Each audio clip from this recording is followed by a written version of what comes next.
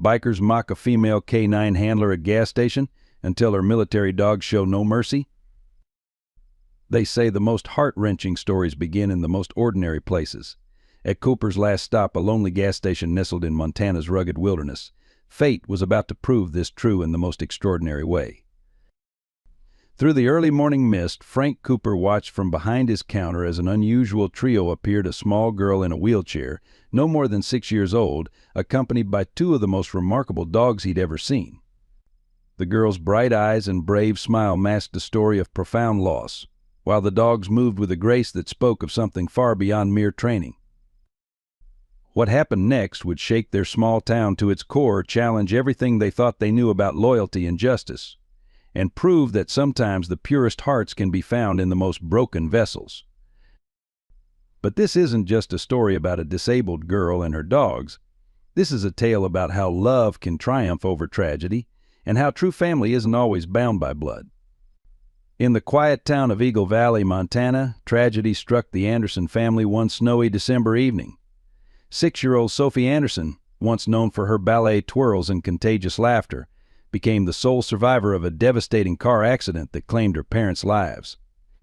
The crash left her wheelchair-bound and in the care of her grandmother, Martha Anderson, a retired schoolteacher living on a modest pension. Martha's small white house on Maple Street, once filled with the gentle melodies of her antique piano, now echoed with the soft whirring of Sophie's wheelchair. The 65-year-old grandmother found herself facing a challenge she never expected in her twilight years, raising a disabled child while battling her own advancing age and dwindling resources. The town's initial sympathy quickly faded into whispered concerns and sideways glances. Some neighbors who once brought casseroles and offered help now crossed the street when they saw Sophie's wheelchair approaching. The local school board suggested special arrangements might be needed, their words thinly veiling their reluctance to accommodate a disabled student.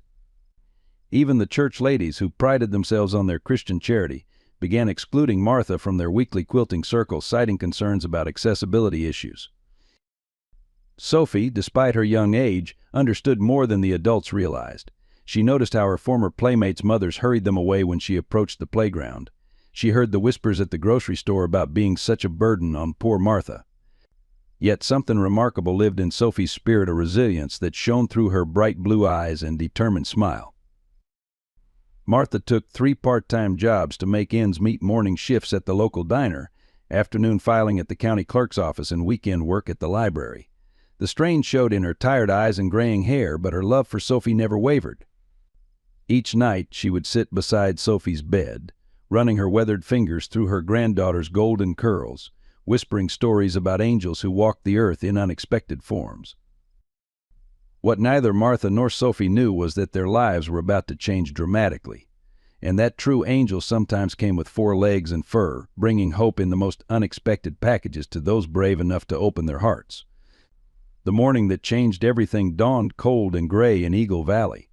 Martha had left for her early shift at Jenny's Diner, leaving Sophie alone with her worn teddy bear and a bowl of lukewarm oatmeal. The late October rain tapped against the windows like lonely fingers, matching the rhythm of Sophie's solitude.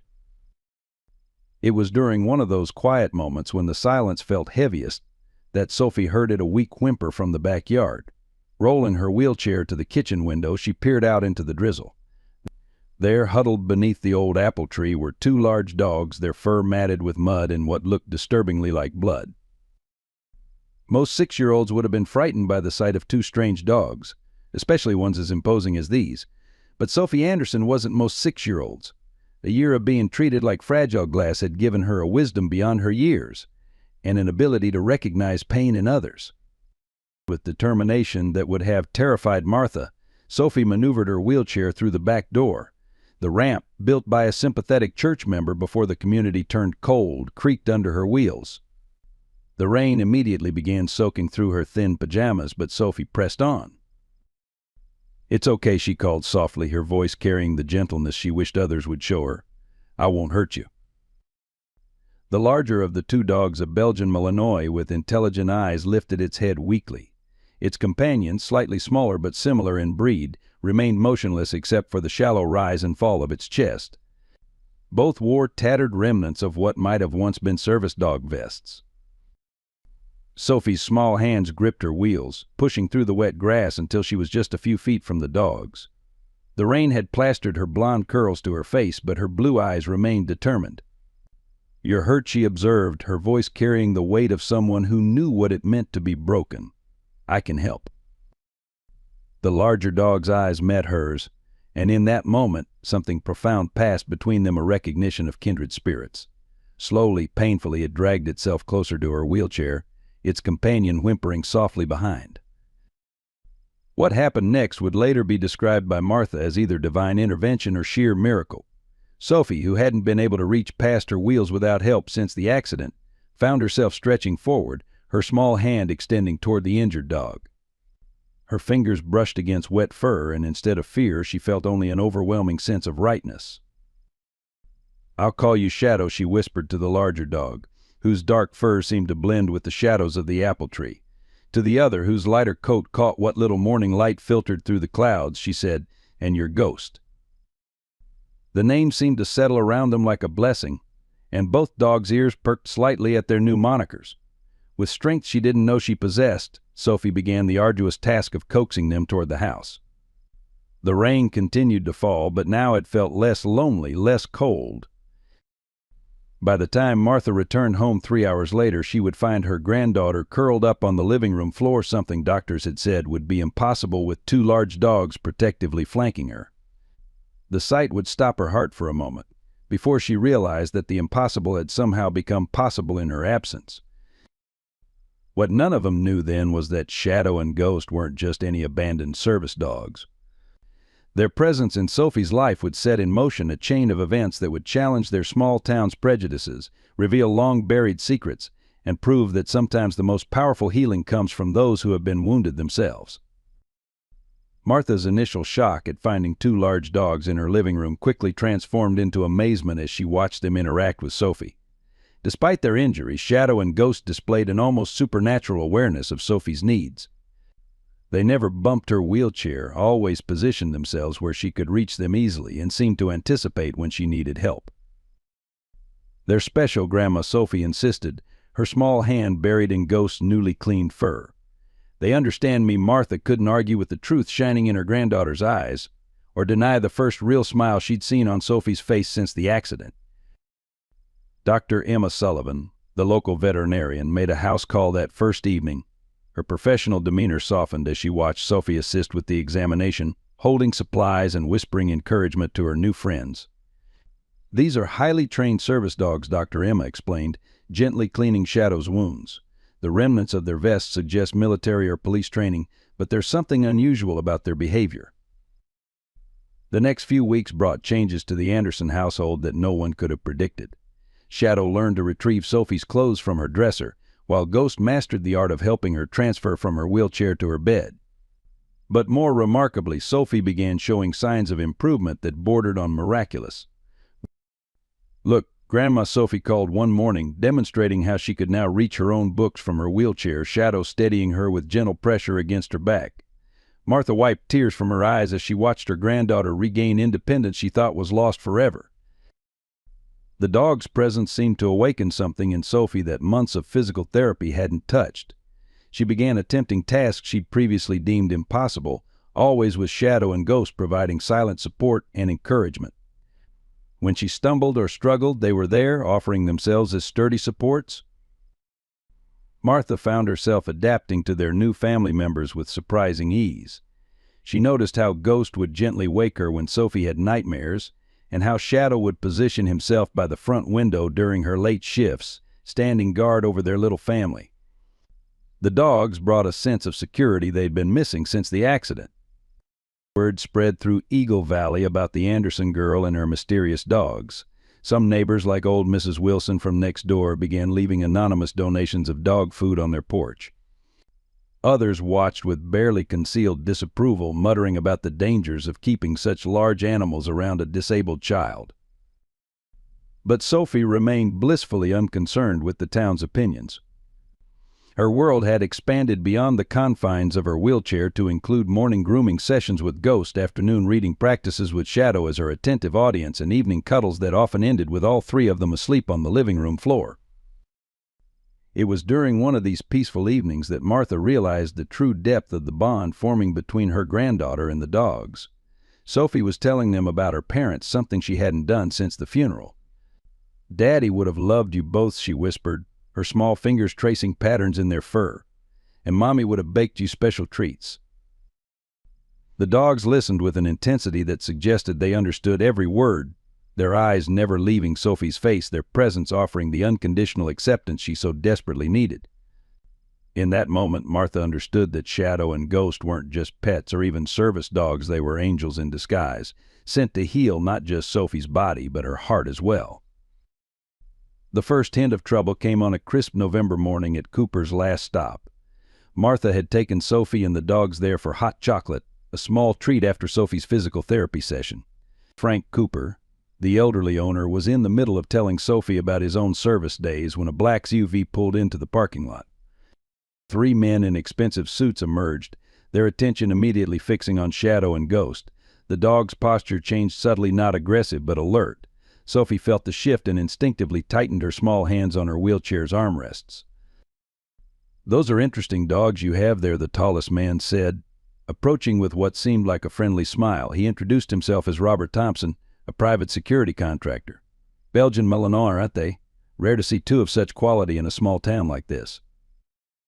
Martha stepped closer to Sophie, noting how both dogs had positioned themselves between the men and her granddaughter. Frank Cooper moved from behind his counter, his old military instincts sensing something amiss in the way these strangers studied the dogs. "We've been looking for 2 dogs matching their description," Thompson continued, his smile never reaching his eyes.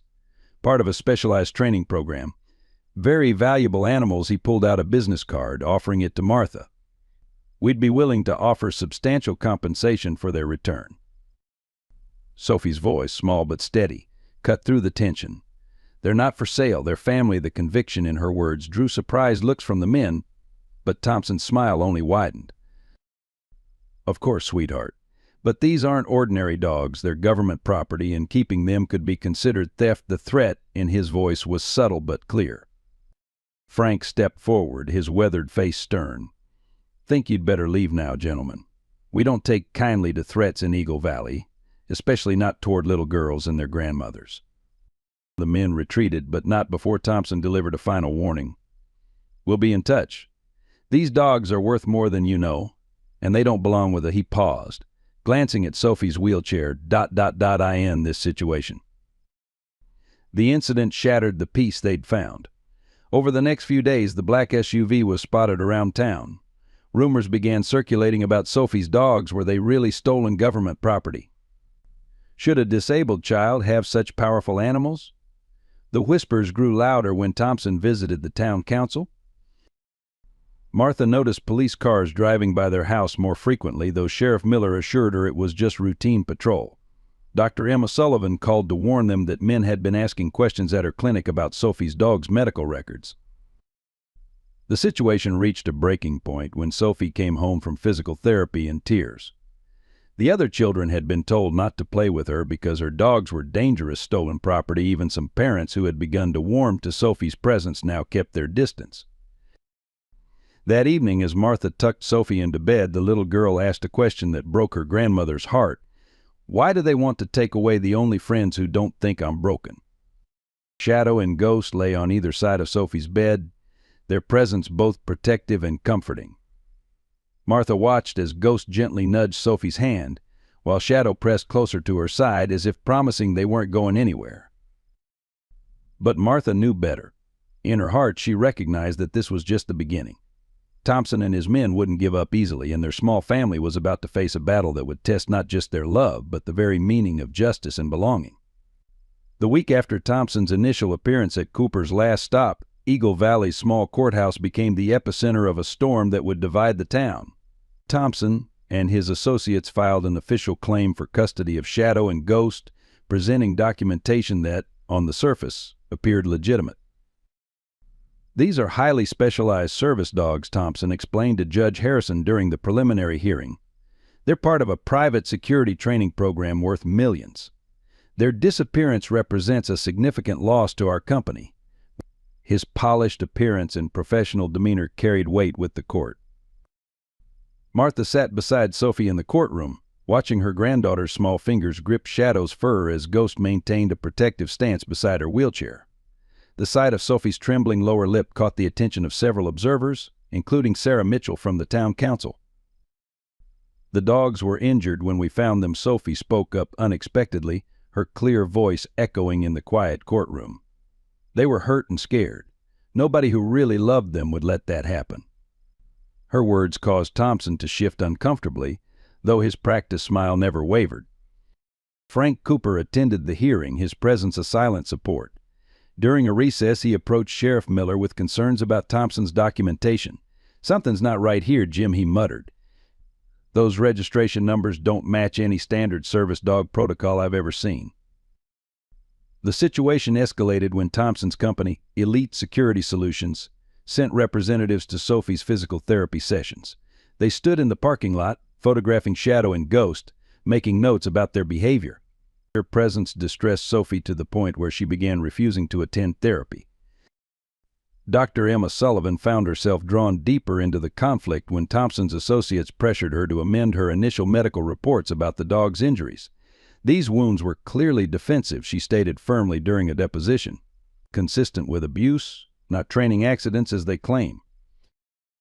The local media picked up the story, painting it as a David versus Goliath battle. "Disabled girl fights corporate giants for beloved dogs," read the headline in the Eagle Valley Gazette. Photos of Sophie with Shadow and Ghost began circulating online, drawing attention from larger news outlets. Thompson's response was swift and calculated. His company launched a PR campaign highlighting the dangers of having military-grade service dogs in an unsuitable environment. They released training videos showing similar dogs performing complex security tasks, suggesting that Sophie and Martha couldn't possibly provide appropriate care. Martha found herself facing mounting legal bills as the custody battle intensified. The strain showed in her tired eyes and trembling hands as she worked extra shifts to pay the lawyers. Sophie noticed, and one night whispered to her dogs, "I wish I could make the bad men go away. I wish I was stronger." Shadow responded by resting his head on her lap, while Ghost pressed against her wheelchair, their actions speaking louder than words. They remained steadfastly gentle with Sophie, their behavior contradicting Thompson's claims about their aggressive training. The turning point came during a particularly tense court session when Thompson presented what he claimed was proof of ownership photographs of similar dogs in training at his facility. However, Frank Cooper, sitting quietly in the back of the courtroom, noticed something odd about the images. "Look at the dates," he whispered to Martha's lawyer. "Those photos were taken 3 weeks ago, but they're claiming these are historical training images of Shadow and Ghost." This discrepancy would later prove crucial, but for now, it was just another piece in an increasingly complex puzzle. Outside the courthouse, the community began taking sides. Some, like Pastor David Brooks, organized prayer vigils for Sophie and her dogs. Others, influenced by Thompson's campaign, began questioning whether a disabled child should have such valuable assets. As autumn deepened into winter, Sophie found herself at the center of a battle that seemed to grow bigger each day. But every night, as Shadow and Ghost maintained their protective vigil around her bed, she would remind them of her promise, "You're my family now." And family never gives up on each other. Eagle Valley transformed from a quiet Montana town into a community sharply divided over Sophie and her dogs. The battle lines were drawn at a contentious town hall meeting in early December, where Thompson's proposal to resolve the situation sparked heated debate. "These dogs are worth over $200,000 each," Thompson announced to the packed room. Elite Security Solutions is prepared to donate generously to the town's education fund in exchange for their return. His offer hung in the air, tempting in a town where the school budget had been struggling. Sarah Mitchell, usually quiet during council meetings, stood up. "Are we really discussing putting a price tag on a child's happiness?" Her voice trembled with emotion. "I've watched Sophie with those dogs. They've given her something medicine couldn't hope." The room erupted into arguments. Parents who had initially supported Sophie now wavered, swayed by promises of new computers for their children's classrooms. "It's not that we don't care about Sophie," one mother explained, not meeting Martha's eyes, "but think about all the children who could benefit." Pastor David Brooks countered by describing how Sophie had recently started attending Sunday school again, her confidence growing with Shadow and Ghost by her side.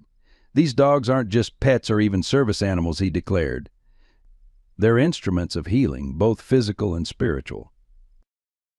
The division spread beyond the town hall. At Jenny's diner, where Martha worked morning shifts, customers began requesting different servers, some muttering about choosing dogs over children's education. The library asked Martha to take fewer weekend shifts, citing concerns about liability. Sophie felt the change at school. Children whose parents supported Thompson's side stopped talking to her. Her wheelchair became increasingly isolated during lunch periods, though Shadow and Ghost's presence seemed to make the loneliness more bearable. Dr. Emma Sullivan faced professional backlash for her continued support of Sophie. Several clients, influenced by Thompson's campaign, transferred their pets to a clinic in the next town. "They're trying to pressure me to change my medical testimony," she confided to Martha. But those injury reports tell the truth about where these dogs came from. Frank Cooper turned his gas station into an unofficial headquarters for Sophie's supporters. The old veteran hosted meetings, collected donations, and shared his military expertise about service dog training. "Something about Thompson's story doesn't add up," he'd say to anyone who'd listen. "Real service dog programs don't operate this way." The town's children, picking up on their parents' attitudes, began creating cruel rhymes about the girl who stole the dogs Sophie would wheel past playgrounds, hearing whispered versions of these taunts, her small shoulders straight despite the pain in her eyes.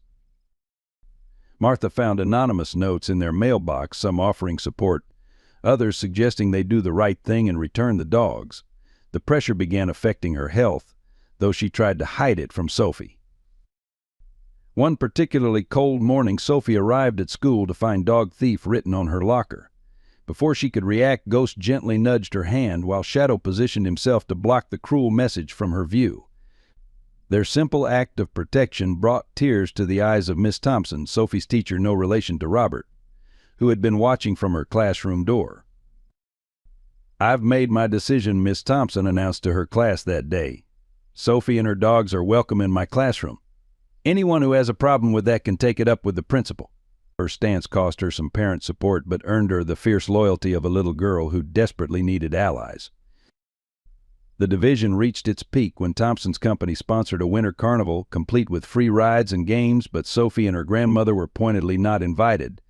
The exclusion might have broken Sophie's spirit if not for what happened next. Frank Cooper, Dr. Emma, Pastor Brooks, and several other supporters organized their own carnival in Cooper's gas station parking lot. It was smaller, with simple games and hot chocolate, but it had something the other carnival lacked: genuine warmth and inclusion.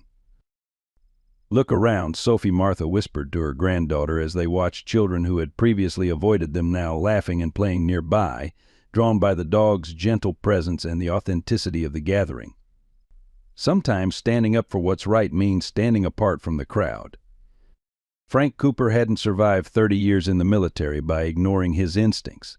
The inconsistencies in Thompson's story nagged at him like a loose thread begging to be pulled. After another sleepless night reviewing his old service dog training manuals, he decided to dig deeper. "Sheriff Miller," Frank called his old friend one morning, "I need access to those registration papers Thompson filed with the court." The sheriff, who'd known Frank since high school, heard the urgency in his voice and agreed to help. Working from his small office behind the gas station counter, Frank began methodically comparing Thompson's documentation with official service dog registries. His desk became cluttered with papers, coffee cups, and decades-old military contacts lists. "The serial numbers don't match any known format," he muttered to Dr. Emma, who'd stopped by with coffee.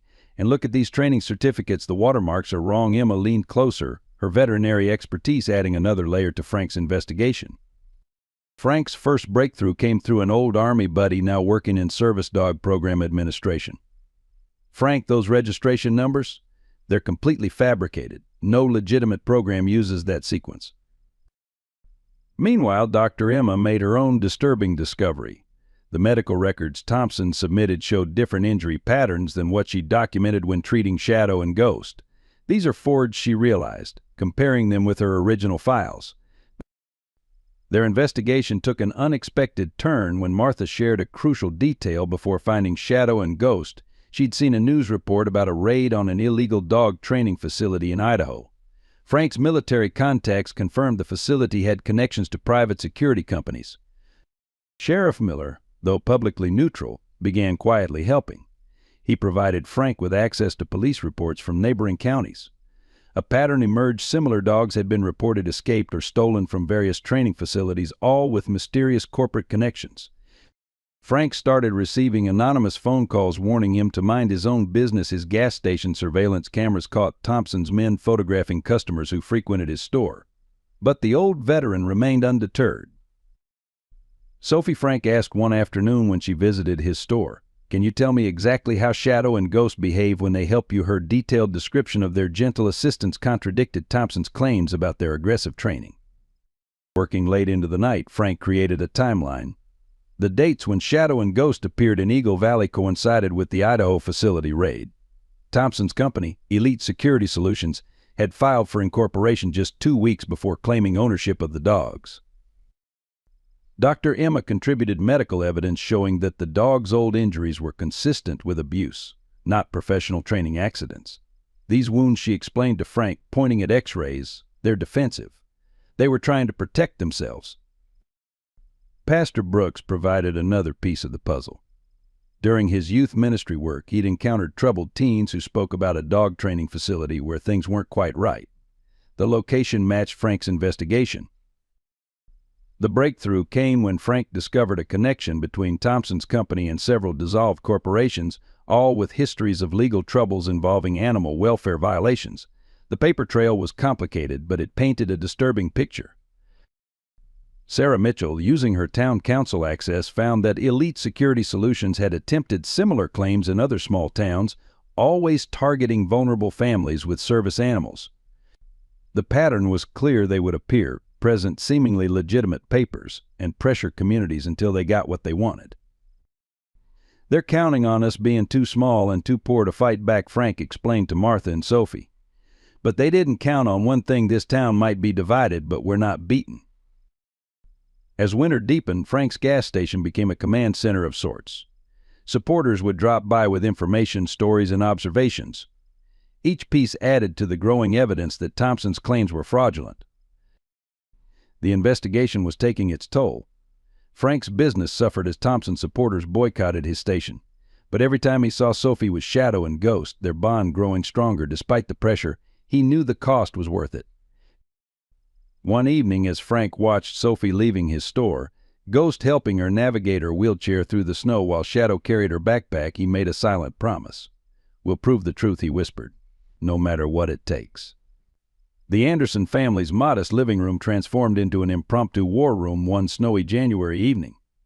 Martha sat surrounded by stacks of documents, her reading glasses perched on her nose, while Frank Cooper spread his investigation findings across their coffee table. Dr. Emma Sullivan had brought her medical records, and Sarah Mitchell contributed her research on similar cases from other towns. "The hearing is in 3 weeks," Martha's lawyer, James Bennett, explained. A local attorney who'd taken the case pro bono, Bennett had been working overtime to build their defense. "Thompson's team will try to overwhelm us with paperwork and technical jargon. We need to be prepared." Sophie sat quietly in her wheelchair, Shadow and Ghost flanking her as always. Her small hand absently stroked Ghost's fur while she listened to the adults discuss legal strategies she didn't fully understand. But she understood enough to know they were fighting for her family. "These registration documents," Frank pointed to Thompson's papers, "they're completely fabricated. My military contacts confirm no legitimate service dog program uses these number sequences. And look at the training certificates, the watermarks are wrong, the dates don't align." Dr. Emma spread out her medical records. "The injuries I documented when Shadow and Ghost first arrived, they're consistent with abuse, not training accidents. I've had 3 independent veterinarians review my findings. They all agree." Sarah Mitchell added her own discovery. "Thompson's company has done this before. I found 5 similar cases in small towns across 3 states. They always target vulnerable families, usually those without resources to fight back. But they've never gone to trial. They usually pressure the families into settling." Bennett nodded grimly. "That's their strategy here, too. They're counting on us running out of money or courage before we get to court. But we have something they don't expect: community support and hard evidence." The preparation was exhausting. Martha took on extra shifts at the diner to cover expenses, while Frank spent his evenings organizing evidence and coordinating with witnesses. Dr. Emma faced increasing pressure from Thompson's associates but refused to alter her testimony. Sophie contributed in her own way. She worked with Bennett to practice her testimony, her clear voice growing stronger as she described finding Shadow and Ghost, how they helped her daily and the bond they'd formed. "They're not just dogs," she explained during one practice session, "they're my angels." The legal team received unexpected support from Miss Thompson, Sophie's teacher. She provided detailed documentation of Sophie's improved school performance and social interaction since Shadow and Ghost arrived. "The transformation is remarkable," she wrote in her statement. "These dogs aren't just service animals, they're essential to Sophie's development." Pastor Brooks organized prayer circles and support groups, but more importantly, he connected them with church members who had legal and investigative experience. One retired paralegal spent hours helping Bennett organize their case files. The breakthrough came 2 weeks before the hearing. Frank's persistent investigation uncovered a former employee of Thompson's company willing to testify. The witness, speaking on condition of anonymity, provided detailed information about the illegal training facility in Idaho. "They're not a legitimate service dog program," the witness revealed during a recorded deposition. "They acquire dogs through questionable means, use harsh training methods, and then sell them to the highest bidder. The documentation is all forged." Bennett incorporated this testimony into their defense strategy, building a case that not only protected Sophie's right to keep Shadow and Ghost, but also exposed Thompson's fraudulent operation. The preparation took its toll on everyone. Martha's hands shook more often from exhaustion, and Frank's gas station business suffered as Thompson's supporters continued their boycott. But every time they saw Sophie with her dog's Ghost helping her reach books from high shelves, Shadow providing balance during physical therapy, their resolve strengthened. One evening, as the legal team worked late into the night, Sophie wheeled herself into the living room. "Can I help?" she asked softly. The adults exchanged glances, moved by her determination. "Actually," Bennett said, kneeling beside her wheelchair, "you're the most important part of our case. Your story, your bond with Shadow and Ghost, that's what this is all about." The final preparation meeting ended with a sense of cautious hope. They had evidence, witnesses, and most importantly, they had truth on their side. As the team gathered their materials to leave, Sophie's voice rang out clear and strong. "Thank you," she said, looking at each adult in turn, "for fighting for my family." Shadow and Ghost pressed closer to her wheelchair, their presence a testament to what they were all fighting to protect. The tide began to turn in Eagle Valley on a bitter cold February morning when the local newspaper published a detailed expose of Thompson's past operations. The editor, initially skeptical of Sophie's case, had received convincing evidence from Frank's investigation. "Corporate giant targets disabled child," screamed the headline. The article detailed similar cases in other towns, complete with testimonies from previous victims. Suddenly, those who had supported Thompson found themselves questioning their position. Jenny's Diner became an unexpected hub of changing opinions. Martha's regular customers, who had witnessed her exhaustion from working extra shifts to fight the legal battle, started leaving larger tips with notes of encouragement. The breakfast crowd began openly discussing the newspaper article, their voices shifting from doubt to outrage. "Did you read about what they did in Idaho?" one regular asked another over coffee. "Using the same tactics, threatening families who couldn't fight back. It ain't right, especially not to a child like Sophie." The school atmosphere changed dramatically. Parents who had previously kept their children away from Sophie now encouraged interaction. Miss Thompson organized a class project about service animals, allowing Sophie to demonstrate how Shadow and Ghost helped her daily. The children's natural empathy, once suppressed by adult prejudices, blossomed as they witnessed the gentle bond between the little girl and her dogs. Dr. Emma's clinic saw a surge of support. Former clients who had left returned, often with apologies and offers to help. Local pet owners organized a fundraiser, selling homemade dog treats to help with legal expenses. They raised over $3,000 in a single weekend. Pastor Brooks' congregation, initially divided over the issue, united in support after he delivered a powerful sermon about standing up for the vulnerable. The church hall became a meeting place for volunteers who wanted to help with the legal battle, offering everything from legal expertise to child care for families attending strategy sessions. Sarah Mitchell leveraged her position on the town council to challenge Thompson's influence. When his company attempted to donate new playground equipment to the school, an obvious attempt to sway public opinion, she exposed their tactic during a council meeting. "We don't sell our children's conscience for swing sets," she declared, earning a standing ovation. Frank's gas station transformed into a symbol of resistance. Local businesses, inspired by his stand against corporate bullying, began displaying "We Stand with Sophie" signs in their windows. The boycott against his store ended as community members made a point of filling their tanks there, often leaving extra for Sophie's fund. The movement spread beyond Eagle Valley. Regional news outlets picked up the story, drawing attention from disability rights advocates and animal welfare organizations. Letters of support began arriving from across the country, many sharing similar stories of corporate intimidation. Sophie's physical therapy sessions became a source of inspiration. Other patients and their families witnessed how Shadow and Ghost assisted her exercises, their gentle encouragement helping her achieve new milestones. The therapy center's waiting room filled with signatures for a petition supporting her cause. Even Thompson's attempts to discredit the growing support backfired. When his company sponsored a town hall meeting to address concerns, they faced unexpected resistance. Local residents stood up one by one to share their observations of Sophie with her dogs, their testimonies painting a picture of love and healing that no corporate presentation could diminish.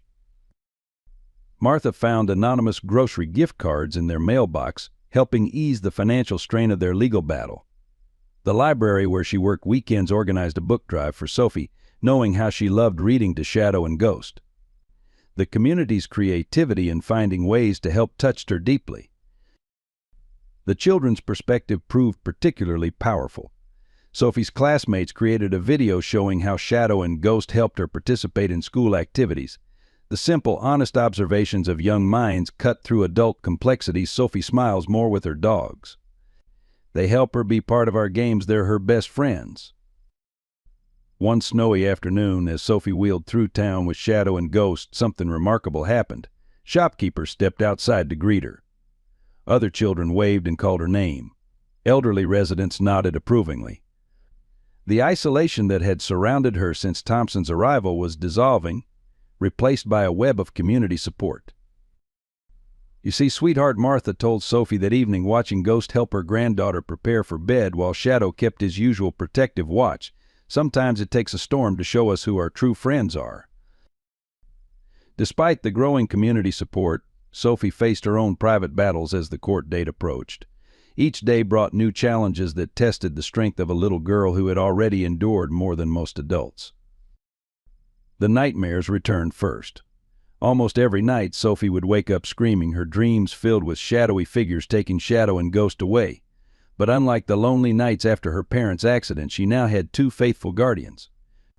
Ghost would gently nuzzle her hand while Shadow's steady presence kept watch, their unwavering devotion slowly calming her racing heart. Physical therapy became increasingly difficult. The stress of the legal battle affected Sophie's concentration, causing setbacks in her progress. During one particularly frustrating session, she couldn't complete her usual exercises. "I can't do it," she sobbed, her small hands gripping her wheelchair. But Shadow pressed against her leg while Ghost positioned himself as a support, their presence giving her the strength to try again. Martha noticed her granddaughter's appetite declining. The once chatty little girl became quieter during meals, pushing food around her plate. It was Ghost who found a solution, carrying Sophie's plate to their special reading corner, where she would eat while reading stories to her furry audience. School presented its own challenges. Despite the growing support, some parents still kept their children away. Sophie overheard whispered conversations. What if those dogs are dangerous? What if Thompson is right? During recess, she often sat alone with Shadow and Ghost, watching other children play from a distance. The pressure peaked when Thompson's lawyers requested Sophie testify in court. The thought of speaking in front of strangers terrified her. At night, Martha would find her practicing her testimony to her dogs, her voice trembling. "They're not just dogs, they're my family. Please don't take my family away again." Dr. Emma noticed Sophie's anxiety during routine checkups for Shadow and Ghost. The little girl's hands would shake while helping with the examinations, her eyes constantly darting to the door as if expecting Thompson to appear. The dogs responded by staying closer, their protective instincts heightened by her distress. The looming court date affected Sophie's schoolwork. Her normally neat handwriting became shaky, her math problems remained unsolved. Miss Thompson found her crying in the bathroom one day, overwhelmed by a classmate's innocent question, "Will you still come to school if they take your dogs away?" Yet through every challenge, Shadow and Ghost remained her anchors.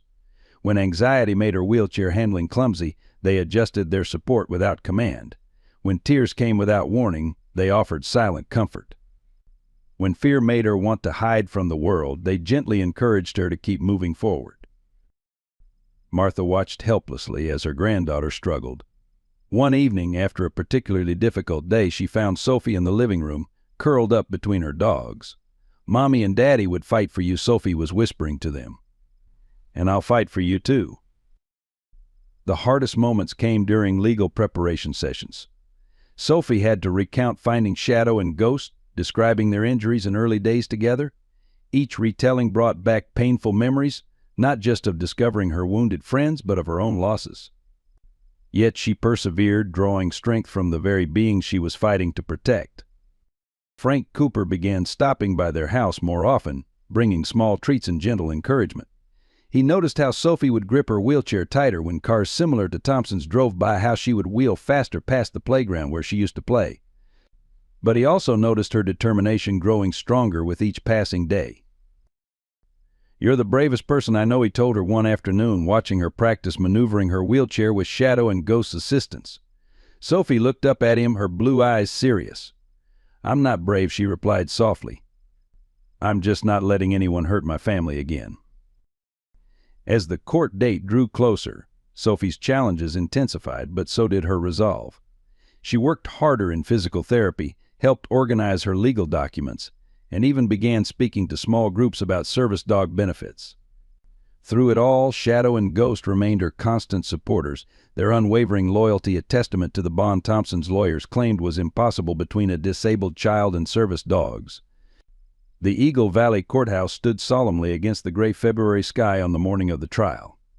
Sophie arrived early with Martha, Shadow, and Ghost moving protectively beside her wheelchair as they navigated the crowded steps. Inside, the tension was palpable as both supporters and skeptics filled the benches. Thompson sat confidently at the plaintiff's table, surrounded by expensive lawyers in crisp suits. His smile faltered slightly when Shadow and Ghost guided Sophie's wheelchair to the defendant's section, their gentle assistance contradicting his claims about their aggressive training. Judge Harrison had just called the court to order when the first signs of trouble appeared. A strange smell wafted through the ventilation system, causing several people to glance around uncertainly. Frank Cooper, sitting near the back, was the first to notice the thin wisps of smoke seeping under the basement door. "Fire!" the cry came just as the smoke detectors began their shrill warning. Panic erupted as people rushed toward the exits, creating a dangerous crush in the narrow hallways. Sophie found herself separated from Martha in the chaos, her wheelchair trapped behind a fallen row of chairs. What happened next would be recounted in Eagle Valley for years to come. While Thompson's legal team rushed to save their documents, Shadow and Ghost sprang into action with remarkable precision. Ghost quickly cleared a path through the fallen furniture, while Shadow positioned himself to help Sophie navigate through the thickening smoke. Martha's desperate calls for Sophie were drowned out by the fire alarm and panicked voices. The smoke was getting thicker, making it difficult to see more than a few feet ahead. But Shadow and Ghost remained calm, using their training not for security work, but to protect their young charge. "Follow the dogs," Frank's voice cut through the chaos. He had noticed how Shadow and Ghost were guiding Sophie along the safest path, avoiding areas where the smoke was thickest. Their behavior demonstrated not the aggressive training Thompson claimed, but rather an incredible bond with the child they protected. The courthouse's ancient sprinkler system activated, adding to the confusion. Water rained down, making the marble floors treacherously slick. Yet Ghost maintained his position beside Sophie's wheelchair, providing stability, while Shadow led them toward an emergency exit many had overlooked in their panic. Dr. Emma, who had been waiting to testify, found herself helping elderly spectators evacuate. Through the smoky haze, she watched in amazement as Shadow and Ghost worked in perfect coordination to protect Sophie. "This is what real service dogs do," she would later testify. "They protect, they serve, they save." The situation worsened when part of the ceiling collapsed, blocking the main entrance. The temperature was rising and the smoke was becoming unbearable. Sophie's wheelchair got stuck in a pile of debris, and for a terrifying moment she felt truly trapped. But Shadow and Ghost never wavered. Working together, they helped Sophie maneuver around the obstacle, staying close as they guided her toward safety. Their actions weren't those of military-trained attack dogs, but of devoted guardians protecting someone they loved. They emerged from the courthouse into the cold winter air, Sophie's face smudged with soot but otherwise unharmed. Martha rushed forward, enveloping her granddaughter in a tearful embrace. The gathered crowd watched in amazement as Shadow and Ghost maintained their protective positions, still alert for any danger to their young charge. Thompson stood off to the side, his expression unreadable as he watched the dogs he claimed were too dangerous for a child demonstrate exactly why they belonged with Sophie. The irony wasn't lost on the spectators, many of whom had previously supported his claim. Fire investigators would later determine that faulty wiring in the basement had caused the blaze. But the day's events had revealed something far more significant than the cause of the fire. In the face of real danger, Shadow and Ghost had proved beyond doubt the true nature of their training and their devotion to Sophie. As the courthouse continued to burn, a horrifying realization cut through the chaos. Not everyone had made it out. Judge Harrison's elderly clerk, Mrs. Peterson, was still trapped inside, having returned for vital court documents. The revelation sent shockwaves through the gathered crowd. "Someone's got to help her," the cry went up, but the firefighters hadn't yet arrived, and the smoke pouring from the building's entrance deterred even the bravest onlookers. That's when Sophie made a decision that would change everything. "Shadow, Ghost, find her," she commanded, her young voice carrying the authority of absolute trust. Before anyone could stop them, the dogs darted back into the burning building. Martha reached for Sophie in panic, but her granddaughter remained calm. "They know what to do," she said softly. "They always know." The next 3 minutes felt like an eternity. Thompson stood with his lawyers, their earlier confidence replaced by tense observation. The crowd held its collective breath, the only sounds being the crackle of flames and distant sirens. Then, through the smoke-filled doorway, came a sight that would be forever etched in Eagle Valley's memory. Shadow emerged first, guiding Mrs. Peterson, who clutched his harness with one hand and vital court documents with the other. The Ghost followed close behind, ensuring their path remained clear, his training evident in every precise movement. Mrs. Peterson collapsed into waiting arms, coughing but largely unharmed.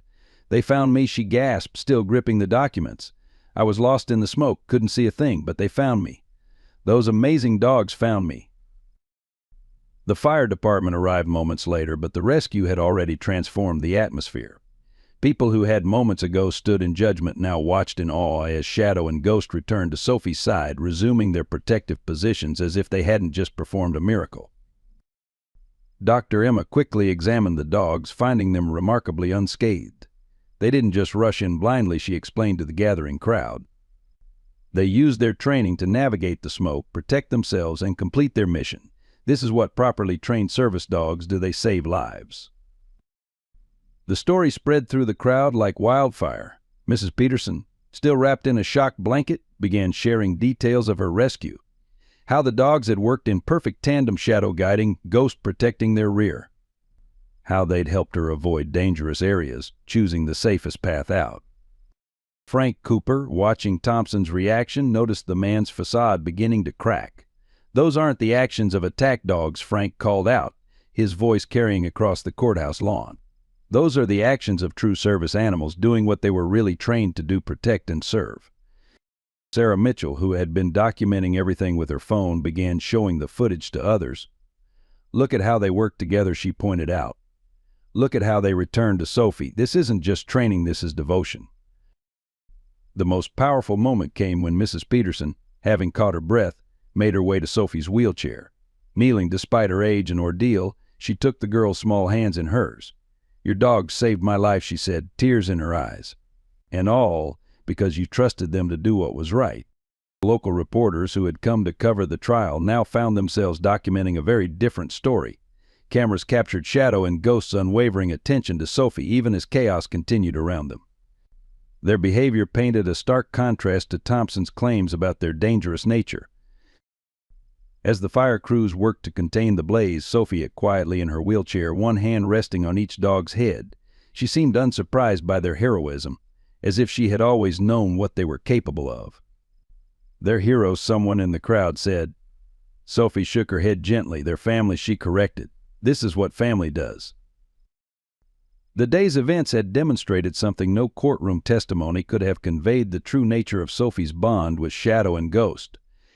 They weren't just trained animals following commands, they were loyal guardians who had found their true purpose in protecting a little girl who had given them love when they needed it most. As the smoke cleared from the courthouse fire, Eagle Valley found itself at the center of a media storm. Local news crews who had come to cover a simple custody battle now had a heroic rescue story that captured national attention. The courthouse lawn became an impromptu press center, with Shadow and Ghost's actions the talk of every news outlet. 6-year-old service dog save court clerk raided the headlines. Mrs. Peterson, still wrapped in her shock blanket, gave interview after interview, her voice growing stronger as she recounted her rescue. "Those dogs they're calling too dangerous for a child. They saved my life today. They knew exactly what to do, exactly how to help." Thompson's legal team scrambled to control the narrative, but their carefully constructed case was unraveling. Their claims about the dog's aggressive training contradicted sharply with witnesses' accounts of the rescue. One of Thompson's own lawyers was overheard admitting, "I've never seen service dogs perform like that, not even in professional demonstrations." Judge Harrison, temporarily relocating court proceedings to the town hall, made an unprecedented decision.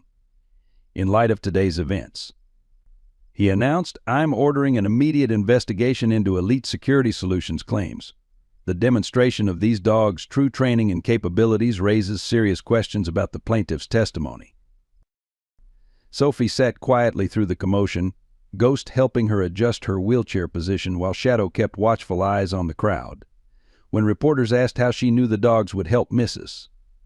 Peterson, her answer brought tears to many eyes. "They help people. That's who they are. That's who they've always been." Martha noticed something else: the way Thompson kept checking his phone, his face growing increasingly concerned. Frank Cooper, watching from nearby, saw it too. "He's worried," Frank muttered to Dr. Emma. "Today didn't just show what the dogs can do, it showed what they were really trained for." The rescue had triggered memories for several veterans in town. They began sharing stories about similar dogs they'd worked with, service dogs trained for search and rescue, not the aggressive security work Thompson claimed. Their testimonies added weight to Frank's investigation findings. Sheriff Miller, who had maintained professional neutrality throughout the case, now stepped forward with new information. "We've received reports from other jurisdictions," he announced. "Similar cases, similar claims by Elite Security Solutions, but never with dogs showing this level of professional rescue training." Dr. Emma's professional assessment gained new attention. "Look at their behavior," she pointed out to gathered reporters. "The precision of their movements, their calm under pressure, their focus on saving lives, these are hallmarks of legitimate service dog training, not the kind of training Thompson's company claims." The most touching response came from the children. Sophie's classmates, who had watched the rescue from the school windows across the street, created a wall of drawings depicting Shadow and Ghost as superheroes. Miss Thompson displayed them proudly, each picture showing the dogs doing what they did best, helping others. As evening fell, Martha found Sophie in their living room, curled up between her faithful guardians. "They're not just my helpers anymore, Grandma," she whispered. "Now everyone knows they're heroes too." Martha watched as Ghost gently adjusted Sophie's blanket while Shadow maintained his protective vigil. The day's events had larger implications than anyone initially realized. Thompson's company stocks began dropping as investors questioned their claims. Other families who had faced similar threats from Elite Security Solutions started coming forward, their stories painting a pattern of intimidation and fraud. Pastor Brooks perhaps summed it up best during his evening sermon: "Today we witness something remarkable, not just a rescue, but a revelation of truth. Sometimes it takes a crisis to show us what's really in someone's heart, be they human or animal." Meanwhile, in the Andersons' kitchen, Shadow and Ghost ate their dinner as usual, seemingly unaware of their newfound fame. To them, the day's heroics were simply an extension of what they'd always done, protecting those who needed them, especially the little girl who had given them a home when they needed it most. The morning after the courthouse fire, Martha Anderson couldn't get out of bed. The stress of the legal battle, combined with months of working multiple jobs, had finally taken its toll. Sophie found her grandmother shivering under blankets, her face flushed with fever. "I'm fine, sweetheart," Martha insisted weakly, trying to rise. "Just need a minute," but Ghost, who had developed an uncanny ability to sense health issues, began whining urgently. Shadow already had his nose pressed against the emergency call button they'd installed after Sophie's accident. Dr. Emma, arriving to check on the dogs after their heroic rescue, took one look at Martha and called an ambulance. Severe pneumonia, she diagnosed, her veterinary experience supplemented by basic medical training. "She's been pushing herself too hard for too long." Sophie sat in her wheelchair outside her grandmother's hospital room, Shadow and Ghost providing silent comfort, as they had so many times before. Through the window she could see Martha hooked up to machines, looking small and fragile in the stark white bed. It reminded her too much of another hospital, another loss. "Your grandmother needs rest," Dr. Peterson, the primary physician, explained gently. "Complete rest, no work, no stress for at least 6 weeks." He glanced at the social worker hovering nearby, both adults sharing a concerned look that Sophie understood all too well. Who would take care of her while Martha recovered? The implications hit the community hard. Martha had been Sophie's sole legal guardian since the accident. Without her, Child Services would have to intervene. The thought of Sophie being placed in temporary foster care, separated from not only her grandmother but also Shadow and Ghost, sent ripples of concern through Eagle Valley. Frank Cooper found Sophie in the hospital cafeteria, pretending to eat a sandwich while her dogs watched worriedly. "Your grandmother's strong," he assured her, sitting down heavily. "Like you. But sometimes being strong means accepting help." Help began arriving in waves. Miss Thompson organized a meal train, ensuring fresh food was delivered to the hospital daily.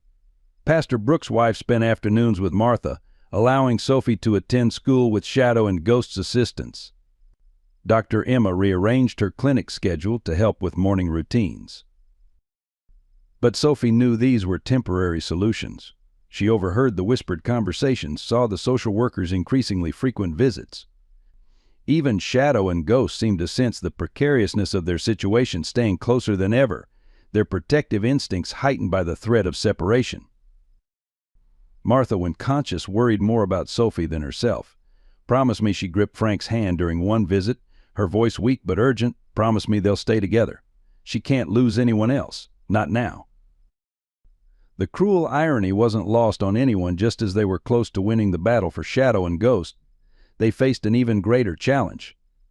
The dogs had proven their worth beyond doubt during the courthouse fire, but that might not matter if Sophie couldn't maintain a stable home environment. Late one night, as Sophie sat beside her grandmother's hospital bed, she whispered to her dogs, "We won't let them separate us. We're family." Shadow rested his head on her lap while Ghost pressed against her wheelchair, their presence both comforting and concerning. How much longer could they stay together? Ms. Reynolds, the social worker, arrived at the hospital on a quiet Tuesday morning. Her sensible shoes squeaked against the linoleum as she approached Sophie, who sat reading to Shadow and Ghost outside Martha's room. The dogs immediately tensed, sensing the woman's intent before she spoke. "Sophie, sweetheart," Ms. Reynolds began, kneeling to wheelchair level, "we need to talk about temporary arrangements while your grandmother gets better." Her voice was kind but professional, the voice of someone who had delivered difficult news to children before. "I'm staying with Grandma," Sophie replied firmly, her small hands gripping her wheelchair's armrests. Shadow moved closer while Ghost positioned himself between Sophie and the social worker, their protective instincts evident. The meeting that followed in the hospital conference room was tense. Dr. Peterson explained Martha's condition required extended rest. Ms. Reynolds outlined the state's requirements for child care. "The nearest available foster home is in Millbrook," she explained, "about 40 miles away." And the dogs, Frank Cooper demanded, having appointed himself Sophie's unofficial advocate. The social worker's hesitation told them everything. No foster home would be able to accommodate 2 large service dogs, regardless of their proven abilities. Word spread through Eagle Valley like wildfire.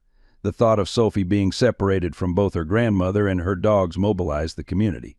Pastor Brooks convened an emergency meeting at the church, seeking solutions. Sarah Mitchell researched legal options for temporary guardianship. Dr. Emma offered to take Sophie in, but state regulations about single working parents created complications. The sheriff suggested his sister's family, but they lived outside the school district. Each potential solution seemed to hit another bureaucratic roadblock. Meanwhile, Sophie spent every possible moment at the hospital, Shadow and Ghost maintaining their vigil. They helped her navigate the corridors, fetch water for Martha, and most importantly, provided emotional support as her world threatened to crumble again. "They're not just dogs," Sophie explained to M.S. Reynolds during another evaluation. "They're my legs when I can't walk, my arms when I can't reach, and my strength when I'm scared. Please don't take them away." Martha, though weak, fought against the morphine haze to advocate for her granddaughter. "Those dogs," she told the social worker, "they've done more for Sophie's recovery than months of therapy. Separating them would be cruel." The situation reached a critical point when M.S. Reynolds arrived with placement papers.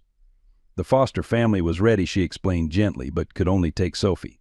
Shadow and Ghost would need to be placed in a shelter or returned to Thompson's custody while the legal battle continued.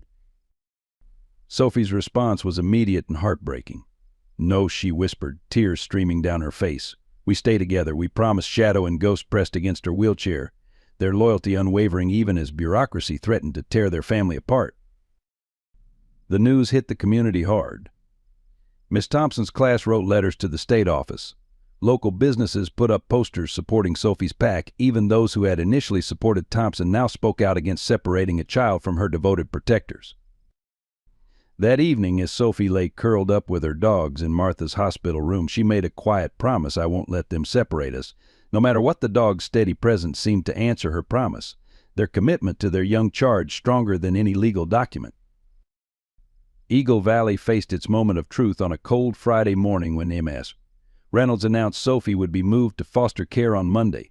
The news spread through town like a winter wind, chilling hearts and stirring a community to action.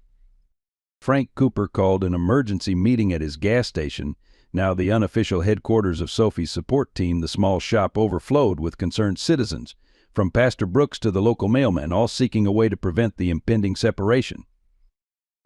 "We've got 72 hours, Frank announced, his voice grave.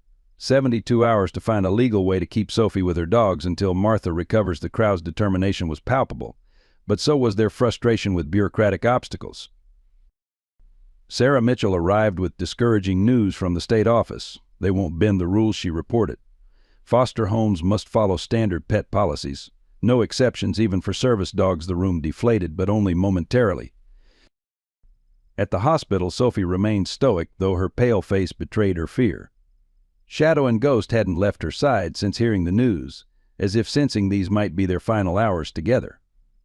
Their presence drew attention from hospital staff, who witnessed firsthand how the dogs assisted Sophie with everything from reaching her water glass to navigating the long corridors. Martha's condition improved slightly, but not enough to change the situation. "My baby," she whispered to Dr. Emma during a checkup. "She can't lose him. She's lost too much already." The veterinarian squeezed Martha's hand, her own eyes filling with tears. The crisis reached beyond town limits. Regional news stations picked up the story. Girl who survived tragedy faces new loss. Pictures of Sophie with Shadow and Ghost during the courthouse rescue circulated online, drawing support from across the state. Thompson surprisingly remained silent throughout the crisis. His lawyers issued no statements, filed no motions. This unusual quiet made Frank suspicious, but he had bigger concerns. The clock was ticking. Miss Thompson's class launched Operation Keep Sophie's Family Together, creating hundreds of drawings showing Sophie, Shadow, and Ghost. These images appeared in shop windows throughout Eagle Valley, silent testimonies to a child's need for her faithful companions.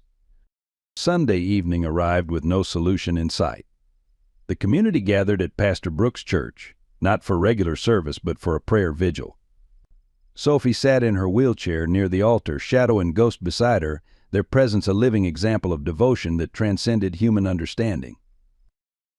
Sometimes Pastor Brooks addressed the congregation, "Our greatest tests come not in moments of conflict but in moments of choice." Tonight we must choose what kind of community we want to be. As darkness fell over Eagle Valley, lights remained on in homes and businesses. People made calls, sent emails, searched for any possibility to prevent Monday morning's separation. The crisis had revealed something profound about their town. When one of their own faced loss, they all felt it. The revelation came at midnight, just hours before Sophie was scheduled to leave for foster care. Dr. Emma Sullivan sat in her clinic's office reviewing Sophie's file one last time when something caught her eye, a detail so obvious she'd overlooked it for months. The date of Sophie's parents' accident matched a significant day in Emma's own past. It was the same day she'd left her position as head veterinarian at Mountain View Children's Hospital, where she'd run their groundbreaking animal therapy program. The program that had specialized in pairing injured children with rehabilitated service dogs. Her hands trembling, Emma pulled up old photographs on her computer. There, in a staff picture from 3 years ago, she spotted two familiar faces, younger, healthier versions of Shadow and Ghost. They had been part of her program, specifically trained to work with children who had suffered trauma and physical injuries. "Oh my God," she whispered, pieces clicking into place. The dog's gentle nature with Sophie, their instant understanding of her needs, their ability to assist with her wheelchair, it wasn't just good training. They had been specifically trained for exactly this type of work. Emma's mind raced back to the day she'd resigned from Mountain View. The hospital had been sold to a private healthcare corporation that planned to eliminate the animal therapy program. The new owners had arranged to sell the service dogs to private security firms. She'd quit in protest, but not before several dogs had disappeared from the program. With shaking hands, she dialed Frank Cooper's number. "Frank," she said when he answered, "I know why Thompson wants these dogs. More importantly, I know how we can prove they never belonged to his company." Within an hour, Frank's gas station office was packed with bleary-eyed supporters. Emma spread out her documentation, training records, medical histories, and photographs showing Shadow and Ghost working with injured children at Mountain View. The dogs' unique identification numbers, tattooed inside their ears, matched perfectly with her records. "They were never attack dogs," Emma explained, her voice thick with emotion. "They were therapy dogs, specially trained to work with children like Sophie. When the program was shut down, they must have escaped during transfer. They didn't just randomly find Sophie, they recognized a child who needed exactly the kind of help they were trained to provide." The revelation stunned the room into silence. Shadow and Ghost's incredible bond with Sophie wasn't just chance, it was the result of years of specialized training specifically designed for children with injuries like hers. They had been doing exactly what they were meant to do all along. "But why didn't you recognize them sooner?" Sarah Mitchell asked. Emma's eyes filled with tears. "They were so injured when they arrived, and it had been years. But more than that, I think I didn't want to remember that time, the program being destroyed, the dogs being sold off. I blocked it out until now." Frank was already on the phone with their lawyer. This evidence didn't just discredit Thompson's claims, it proved the dogs had been stolen from a legitimate medical program. More importantly, it gave them legal grounds to keep Sophie with Shadow and Ghost while Martha recovered. With Emma's records in hand, Frank Cooper and Sheriff Miller began digging deeper into Thompson's background. What they uncovered painted a disturbing picture that stretched far beyond Eagle Valley. Robert Thompson wasn't just the owner of Elite Security Solutions, he was the former acquisitions director for Health First Corporation, the same company that had bought and dismantled Mountain View's animal therapy program. His current company had been created specifically to profit from selling these highly trained service dogs to private security firms. "He's been doing this across the country," Sheriff Miller explained to the gathered group at Frank's station. "Buying up hospital therapy programs, closing them down, then reselling the dogs at massive profits. Shadow and Ghost weren't the only ones. There were dozens of trained therapy dogs that disappeared during these transfers." Emma's hands shook as she read through old newspaper clippings. The therapy program was working, she said softly. "We were helping children recover from trauma, helping them regain mobility. But Thompson convinced Health First that selling the dogs would be more profitable than healing children." The evidence mounted quickly. Financial records showed Thompson's company had been created just days after the Mountain View program was shut down. His claims about training the dogs himself were proven false by Emma's detailed documentation of their actual training history. "Look at these dates," Frank pointed out. Every time Thompson's company claimed ownership of therapy dogs, it followed the closure of a hospital program. He's been systematically destroying these programs for profit. Sarah Mitchell discovered something else: families in other towns who had been pressured into giving up their therapy dogs after Thompson's company claimed ownership. Many couldn't afford the legal battles, forcing them to surrender dogs that had been helping their children recover from injuries or trauma. That's why he targeted Sophie, Emma realized. A disabled child being raised by her grandmother, he thought we'd be an easy target. He didn't count on our whole community standing together. The most damning evidence came from Thompson's own former employee, the one who had initially contacted Frank. Now willing to testify, he provided details about how Thompson had specifically tracked Shadow and Ghost after they escaped during transfer, waiting until they seemed settled before making his move. He was proud of it, the witness revealed.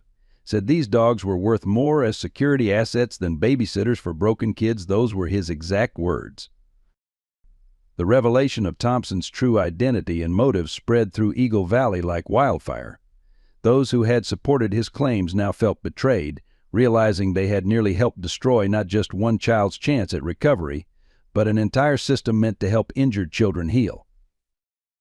Pastor Brooks summed it up best: sometimes evil doesn't wear a mask of darkness. Sometimes it wears a business suit and carries a briefcase full of lies. In her hospital room, Martha Anderson listened as Frank and Emma explained the truth about Thompson and the dogs. Despite her weakness, her eyes sparkled with a mixture of relief and determination. Sophie, she called softly to her granddaughter, who sat between Shadow and Ghost near the bed. "Come closer, sweetheart." The dogs helped guide Sophie's wheelchair to Martha's bedside, their movements gentle and precise. "Dr. Emma," Martha said, her voice weak but clear, "you created the program that trained Shadow and Ghost, didn't you?"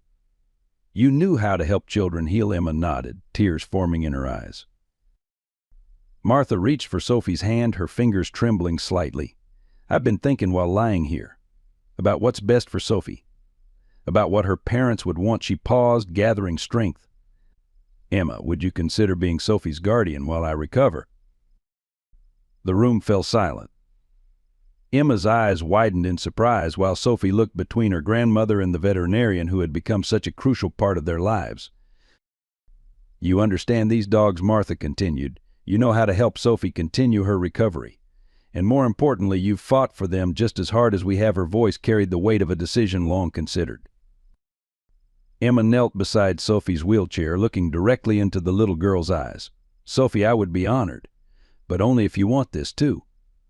You, Shadow, and Ghost, you're a package deal." Sophie's small hand tightened around her grandmother's.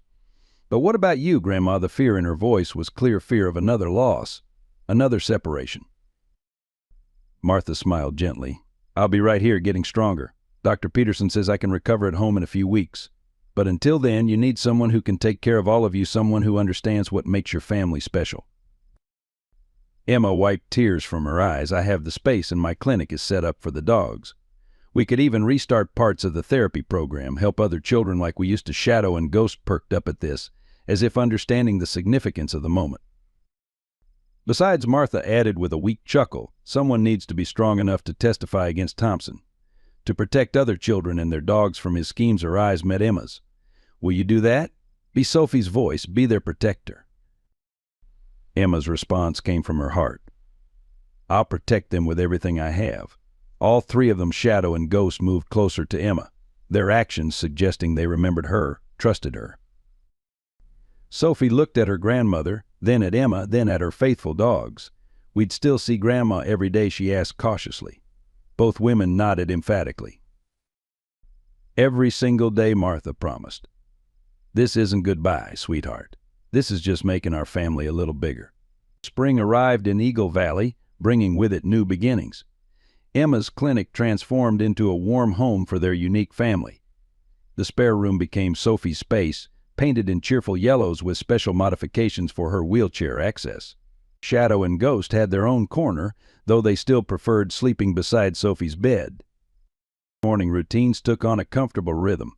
Emma would help Sophie prepare for school while the dogs assisted in their own special way, Ghost retrieving clothes, Shadow steadying Sophie during transfers. Breakfast became a family affair. with Martha joining them most mornings as her strength returned.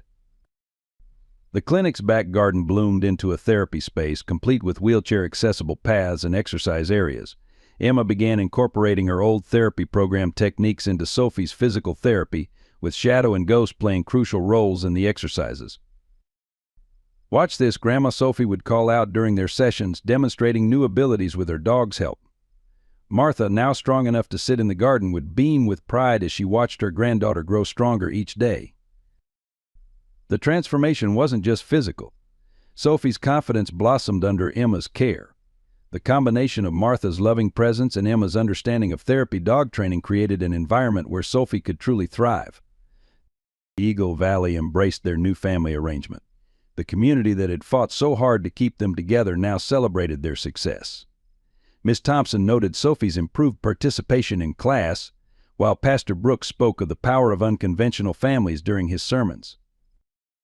Sometimes, Emma said one evening, watching Sophie read to her dogs in their favorite spot, "The best families are the ones we build ourselves." Martha, visiting for dinner, squeezed her hand in agreement. Emma's clinic became more than just a veterinary practice. With Sophie, Shadow, and Ghost as living examples of the power of animal therapy, the facility gradually transformed into Eagle Valley's first animal-assisted therapy center. Other families began seeking help, drawn by stories of Sophie's progress. A boy who hadn't spoken since a car accident found his voice while petting Ghost. A teenager learning to use prosthetic legs gained confidence with Shadow's steady support. The dogs seemed to instinctively know what each child needed. The town itself began to change. The courthouse installed wheelchair ramps and pet-friendly areas. The school board approved a therapy dog program, with Sophie and her dogs often demonstrating the benefits during assemblies. Even Thompson's former supporters became advocates for animal-assisted therapy.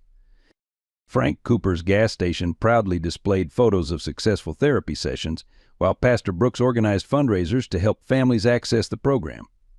The library created a pet-friendly reading corner where children could practice reading to gentle therapy dogs. Martha, fully recovered, volunteered at the clinic, sharing her experience with other families facing similar challenges. Her gentle wisdom and understanding helped many parents navigate their children's healing journeys. "Look what you started," Sarah Mitchell told Sophie one day, watching children laugh in the clinic's garden.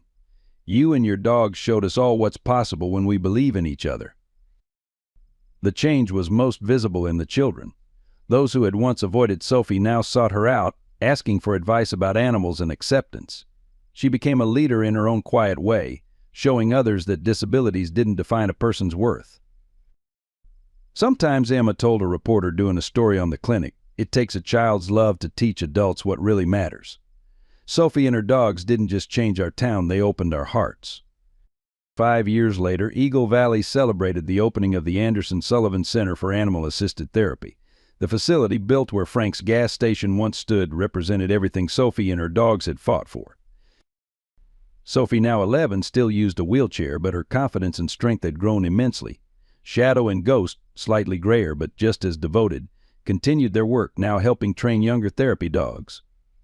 Their story had inspired similar programs across the country, with Emma regularly consulting for new facilities. Martha lived in a cozy cottage on the center's grounds, her garden a favorite spot for therapy sessions. She and Emma had become partners in running the facility, their different strengths creating a perfect balance. The courthouse incident that had nearly separated Sophie from her dogs was now taught at law schools as a case study in community justice and animal welfare rights. Thompson's company had been dissolved, its assets used to fund therapy dog programs nationwide. On sunny afternoons, visitors to Eagle Valley might see an extraordinary sight: a young girl in a wheelchair flanked by 2 loyal dogs. Leading tours of the center, Sophie's voice would carry clear and strong as she explained how animals could heal broken spirits and bodies. "My dogs saved me," she would tell visitors, "but really they saved all of us. They showed us that family isn't about who you look like or where you come from. It's about who stays by your side when times are hard." And in quiet moments, when the day's sessions were done, Sophie could still be found reading to Shadow and Ghost, their unwavering devotion a testament to the enduring power of love, loyalty, and the healing spirit of true friendship. In the twilight of our years, we often wonder about the legacy we leave behind. Sophie's story reminds us that in small-town America, the values we hold dear still flourish: community strength, unwavering faith, and the power of unconditional love. For those of us who've witnessed our communities change over decades, this tale resonates deeply. It shows us that even in our modern world, the spirit of coming together in times of need remains alive. Like Frank Cooper, many of us are retired but not tired, still capable of fighting for what's right, still able to make a difference. This story particularly touches our generation, who grew up in a time when neighbors knew neighbors, when communities rallied around their vulnerable members. It reminds us of the America we knew and still believe in, where a child's welfare matters more than corporate profits, where doing the right thing trumps doing the easy thing. Most importantly, it speaks to our role as elders in our communities. Whether we're grandparents like Martha, veterans like Frank, or professionals like Emma, we have the wisdom and experience to guide the next generation. Our twilight years aren't an ending, they're an opportunity to ensure the values we cherish continue to light the way forward. I hope you enjoyed today's story. Subscribe to the channel so you don't miss more stories like this. Leave a like and comment below what you thought of the story. See you in the next video.